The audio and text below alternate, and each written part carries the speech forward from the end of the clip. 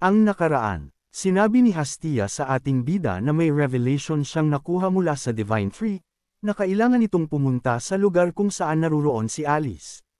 Kaya agad nang nagtungo si Sean, K-Ram at si Hastia sa lugar na ito para makita si Alice. Kaya lang may Guardian Serpent ang nagbabante sa lugar na ito, nakahaharapin naman ni K-Ram.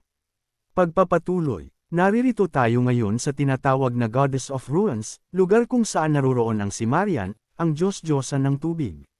Nagsimula na nga ang laban ni K-Ram sa Guardian Serpent sa lugar na ito, na unang umatake ang ahas tubig kay K-Ram, na mabilis namang iniwasan ni K-Ram ito. Napakalaki ng halimaw na ito kumpara kay K-Ram, pero hindi naman ito makatama kay K-Ram. Tumatakbo lang ngayon si K-Ram para maiwasan ang mga pag-atake nito, at makahanap ng tiyempo na makatama ito sa kalaban. Sabi ng isang ito, malaki ka nga, pero napakabagal mo bulat eh.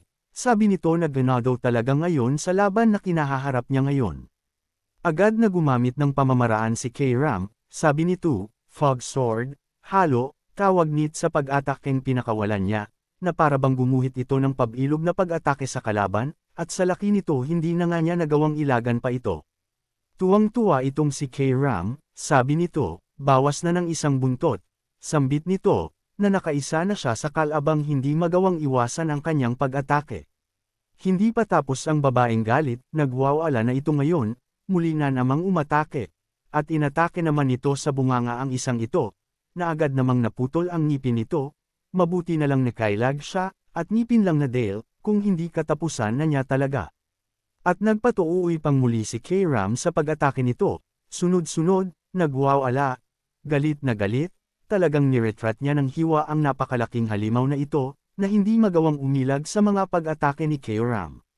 Tuluyan nang bumagsak ang napakalaking halimaw na ito sa harapan ni K-Ram, sabi nito, anong, ayun lang iyon.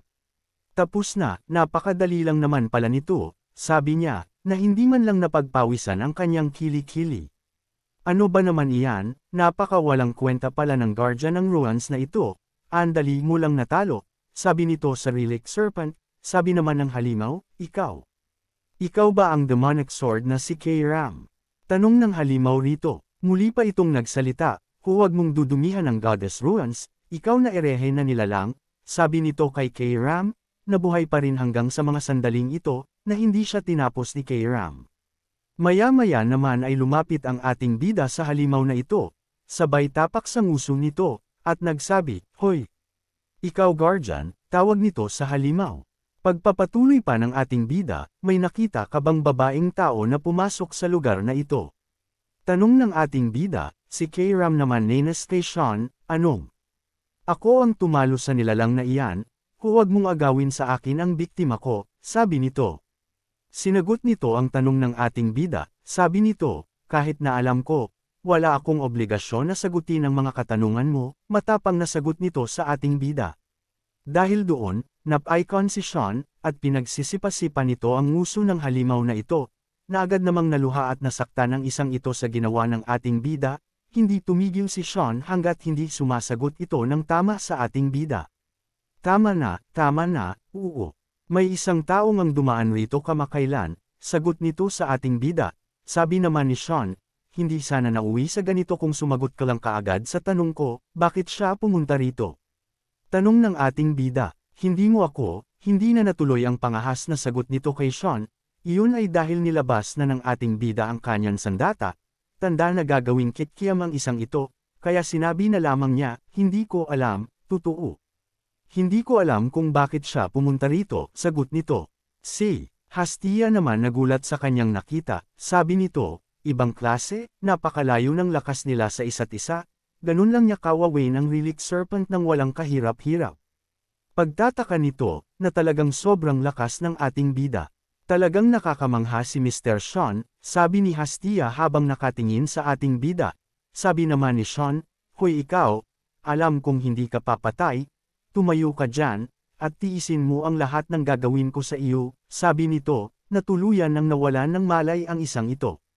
Kaya lang may isang tinig na puno ng awtoridad at kapangyarihan ang nagsalita, sabi nito sa ating bida, huwag mong saktan ang kaawa-awang serpent na iyan, sabi ng boses, na nagtaka naman si Sean kung kanino at saan galing ang boses. Ayun na nga, dito ay lumitaw na ang Diyos-Diyosan na si Marian, sabi nito, paano mo natagpuan ang lugar na ito? Tanong nito sa ating bida, nakitang-kita ang kapangyarihan ng nilalang na ito. Sabi pa nito, hindi dapat alam ng tao ang lugar na ito, sino nagsabi sa iyo patungkol sa lugar na ito? Tanong ni Marian sa ating bida, na para bang anumang sandali ay buburahin niya ang ating bida. Agad namang nakilala ni Hastia ang nilalang na dumating, sabi nito, Marian, ikaw ba yan? Tanong nito, na agad namang lumingon ang ating bida kay Hastia, at nagtanong, Marian. Tanong nito sa pangalan ng nilalang na lumitaw sa kanilang harapan ngayon. Dahil doon, agad napangiti ang ating bida, sabi nito, isa raw napakabihirang pagkakataon na makita ang isang nilalang na tulad ni Marian, sabi nito, na patunay na kilala niya si Marian. Agad itong napansin ng nilalang na ito, kaya dahan-dahan itong lumalapit sa ating bida. Nagtataka sa naging reaksyon ni Sean nang malaman nito na siya si Marian. Sabi nito, tao, ito ang unang pagkakataong nagkita tayo, sabi nito sa ating bida ng seryoso, at may halong pagtataka sa tono ng kanyang boses.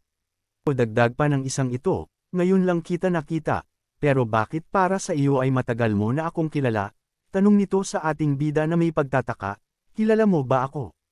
Tanong nito kay Sean. Nakangiti lang si Sean ngayon sa mga sandaling ito, sabi niya sa kanyang sarili, syempre naman, kilala kita, ikaw ang elemental dragon ng Fruina, sabi ng ating bida sa kanyang isipan. Si Marian ay isang ancient dragon, ang pinakamalakas na dragon, nagko-control ng spirit ang dragon na ito, at tinuturing na isang misteryo ang nilalang na ito at ang kanyang taglay na lakas.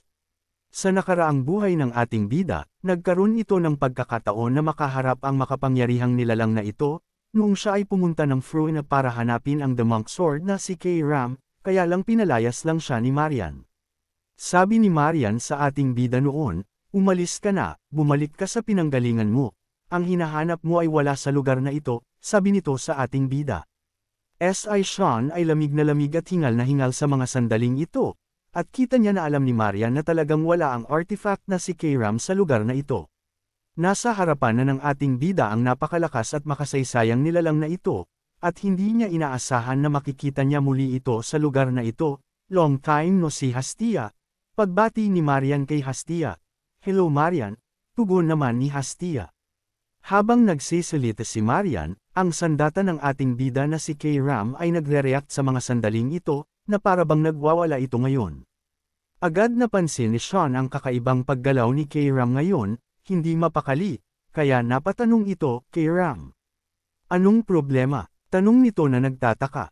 At bigla na lang gumalaw ang sandatang ito, hindi na control ni Sean ang kanyang kamay, agad na tumutok ang sandata sa harapan nito kung saan naruroon si Marian. Sabi nito, makinig kang maigi Sean, sasabihin ko sa iyo kung anong dahilan kung bakit kita dinala sa lugar na ito, sabi nito sa ating bida. Patayan mo si Marian, utos ni K-Ram sa ating bida, na mukhang may nakaraan si K-Ram at si Marian, kaya lang kita ang panginginig ni K-Ram sa mga sandaling ito, iyon ay dahil pinipigilan siya ni Sean. Sabi naman ni Marian, hindi ka na talaga nag-matured K-Ram, gusto mo pa rin bang ulitin ang pagkakamaling nagawa mo noon?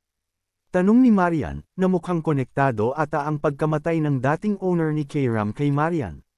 Dahil doon, nagkaroon na ng idea ang ating bida na si K-Ram at si Marian ay dati nang magkakilala. Sabi nito kay K-Ram, sabihin mo muna sa akin ang dahilan bago ko gawin ang sinasabi mo, pakiusap ng ating bida, na pinanlalabanan nito ang gustong gawin ni K-Ram.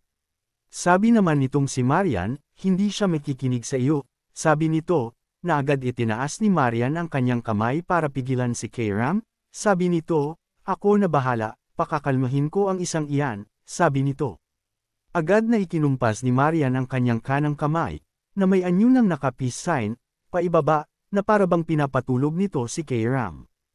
Ayun na nga, sa simpleng kumpas ng kamay ni Marian, ay isang matinding pressure ang biglang tumutulak paibaba sa sandata nito na si K-Ram, dahilan para mahatak rin paibaba ang braso nito. Sabi pa ni Marian, ibang klase, nagagawa mong tagalan ang ginawa kong ito, pero tingin ko nahihirapan kang tumayo ngayon, sabi nito sa ating bida. Sabi naman ni Sean, tumahimik ka, sagot nito ng pag-alit. Sabi pa ng ating bida, hindi mo ba nakikita na nakikipag-usap ako sa aking demonic sword na si K-Ram? Galit na sabi nito, na agad nagkulay pula ang mata nito. Dito naman ay natigilan ang isang ito, na bigla sa ating bida, sabi nito, ibang klase? Matindi ng divine energy ang pinamalas ko sa kanya, pero hindi man lang siya naapektuhan, anong klaseng tao ang isang ito, tanong niya sa sarili. Agad namang sumigaw si Hastia, at nakiusap, pakiusap, patawarin mo siya Marian. Si Mr. Sean ay nagpunta lang sa lugar na ito para hanapin si Miss Alice, paliwanag nito. Doon naman ay natigilan ang isang ito, iyon ay dahil kilala niya si Alice, dahil ito ang taong kanyang sinasanay ng husto, kaya ganito na lamang ang reaksyon ng mga mata nito. Dito ay biglang nawala ang pressure na binigay ni Marian, kaya sabi ng ating bida, anong, bakit nawala ang pressure, pagtataka nito ngayon. Muling nagsalita itong si Marian, at nagtanong sa ating bida, sabi nito, paano mo nakilala si Alice? Tanong nito ng seryoso kay Sean, kapatid ko siya, naririto ba siya? Sagot na patanong ng ating bida kay Marian. Sabi naman ni Marian, totoo na naririto nga si Alice, kaya lang matagal na siyang umalis, sagot nito na ang mga mata ay may halong pagsusuri sa ating bida, na para bang sinusukat niya ito. Muling nagtanong ang ating bida, sabi nito, bakit siya pumunta rito? Tanong nito na ang mga mata rin ito ay may halong pagsusuri kay Marian kung nagsasabi ba ng totoo o hindi, sabi naman ni Marian, hindi ko rin alam kung bakit. Sabi pa ni Marian, ang lugar na ito ay ang pinagkukunan ng divine water, na binigay sa atin ni Aquanis, kung naparito ka lang para kay Alice, umalis ka na lang dahil wala siya rito, sabi nito. Agad namang pumikit itong ating bida, nagbuntong hininga, at nagsabi, okay, naiintindihan ko na, wala na akong ibang dahilan pa para manatili rito, sabi ni Sean na malinaw na sa kanya ang lahat. Agad nang tumalikod ang ating bida para lisanin ang lugar na ito, sabi naman ni Hastia, ano? Ganun na lang, aalis ka na lang kaagad, sabi naman ni Sean, anong punto pa para manatili sa lugar na ito, tanong niya kay Hastia. Kaya lang bago umalis si Sean, may gusto itong malaman, sabi nito, sandali lang, may gusto pa akong itanong, last na ito, anong mayroon sa inyo ng aking demonic sword? Tanong nito kay Marian. Sabi Ani, Marian, hindi ko masasagot iyan, itanong mo na lang sa kanya, sagot nito ng nakapikit, at nakangiti, na para bang away babae ang mayroon sa dalawang ito. Agad namang nilinga ng ating bida ang kanyang sandata habang naglalakad na ito palabas. Napansin naman niyang tahimik si K-Ram ngayon, na pinagtataka niya, si Hastia naman ay tumatakbo pahabol kay Sean, sandali lang Mr. Sean, huwag mo akong iwan, sabi nito. At ayun na nga, binitbit na ni Sean itong si Hastia, at nagmamadali ng tumalon-talon para lisanin ang lugar na ito, at bumalik sa lagusan na kanilang dinaanan. Nang marating na ni Sean ang itaas, lumingon pa ito bahagya sa ibaba, sa lugar kung saan naroroon si Marian, ang guardian, sa mga titigan nito, mukhang alam niya ang katotohanan patungkol kay Alice. Nakatingin ng seryoso si Sean sa ibabang bahagi, hindi malaman kung kay Marian ba ito nakatingin, o sa ahas, o sa iba pang lugar sa ibaba, na iniisip pa rin niya bakit pumunta rito si Alice. Matapos suriin ang ibaba, at matapos kumalma ang kanyang sarili, at masigurado ang lahat, naglakad na ito paalis pa, habang bitbit si Hastia, hindi rin ito hinabol ng ahas, at ni Marian, tanda na malinaw na hindi kalaban si Sean sa mata ni Marian. Habang naglalakad na palabas si Sean, sabi nitong si Marian, naisip ko nang maaaring dumating ang panahong ito, pero sino makakapagsabi na talagang si Sean Vert ay pupunta talaga sa lugar na ito, sabi ni Marian. Sabay lingon ito sa likuran nito, na kung saan naruroon si Alice, nakatago sa likod ng pinto, sabi ni Alois, hindi siya ordinaryong lalaki, kakaiba ang isang iyon, sabi nito kay Marian. Naglakad na palabas pa itong si Alice para lumapit kay Marian, sabi nito, grabe, ang laki na talaga ng pinagbago niya, at malaki na rin siya ngayon, muntik ko na siyang hindi makilala, sabi ni Alice. Sabi pa nitong si Alice, masaya ako na umalis na siya bago pa niya ako mahuli rito, masayang sabi nito, na si Marian naman ay nakatingin sa kanya ng may pakahulugan, dahil natutuwa ito sa magkapatid na si Sean at Alice. Agad namang nagtanong itong si Marian kay Alice, sabi nito, bakit ayaw mong magpakita sa kanya? Dahil ba iyon sa pangako mo na hindi ka makikipagkita sa kanya hanggat hindi ka lumalakas ng husto? Tanong nito kay Alice, sabi naman ni Alice, oo. Lagi lang akong pabigat sa kanya noon, sabi nito na may halong naiilang pa. Nang marinig iyon, napangiti naman itong si Marian, dahil nakakatuwa sa kanyang isipan ang pag-uugali ng magkapatid, lalo pa ngayon na nakilala na rin niya ng harapan si Sean.